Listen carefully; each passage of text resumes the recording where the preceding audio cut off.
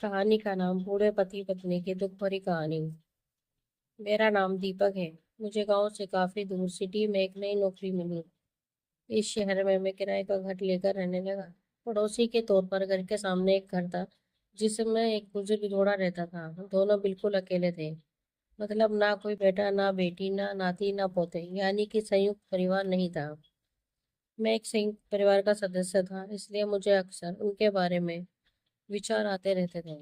मुझे देखकर बुरा लगता है, इतनी उम्र होने के बाद भी उनकी देखभाल करने वाला कोई भी उनके साथ नहीं है।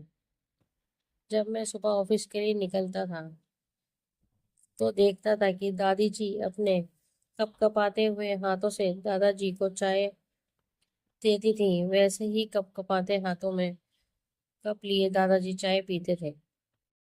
वहां पर रहते हुए कुछ दिन होने के बाद मुझे पता चला कि ये दोनों मिलजुल के धीरे धीरे घर के सारे काम करते थे।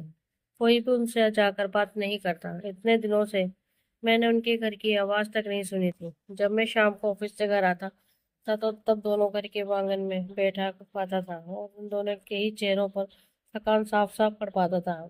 मेरा मन कई बार करता है कि उनसे जाकर बात करूं, लेकिन फिर किसी वजह से मेरे पाँव वहीं पर थम जाते हैं। मैं जब जब उन्हें देखता था मुझे मेरे दादा दादी की बहुत याद आती थी और मैं घर पर फोन लगाकर उनसे बात कर लिया करता। एक संडे जब मुझे ऑफिस की छुट्टी थी तो मैंने देखा दादी जी काम कर रही थी, लेकिन उन्हें रोज की अपेक्षा करने में कुछ ज्यादा ही तकलीफ हो रही थी। मैंने उनके पास जाकर पूछा कि दादी जी, आपकी तबीयत तो ठीक है ना?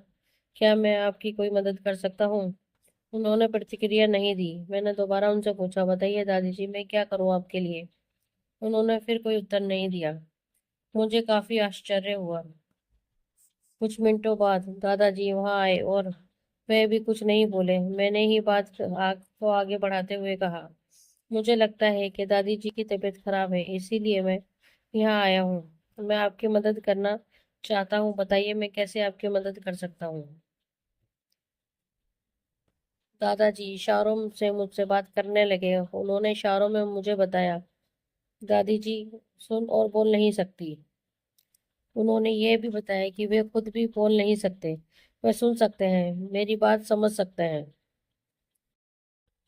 उन्होंने इशारों से दादी से कुछ कहा और दादी ने मेरी तरफ देखकर मेरे सर पर हाथ फेरा।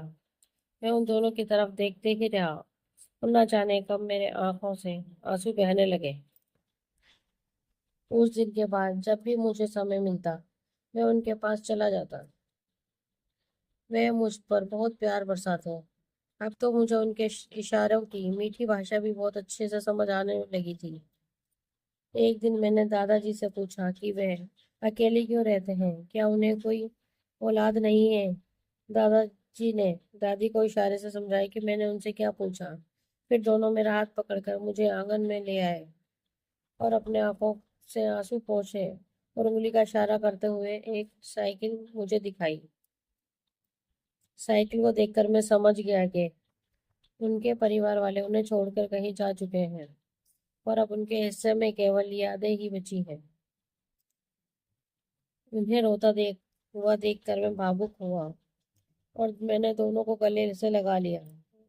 उन्होंने मेरे ऊपर अपने सीने में सालों से बंद प्यार के बादलों से प्यार की इतनी बारिश कर दी कि मैं पूरी तरह उसमें भीग गया। दोस्तों, इस कहानी से कई लोग कनेक्ट कर पाएंगे क्योंकि ये सिर्फ कहानी नहीं है, ये कई सारे बुजुर्ग लोगों की सच्ची दास्तान है। हमारे आसपास ऐसे बहुत से लोग होते हैं जिन्हें अपने अपनों के प्यार की जरूरत होती है। प्लीज उन्हें सपोर्ट करें।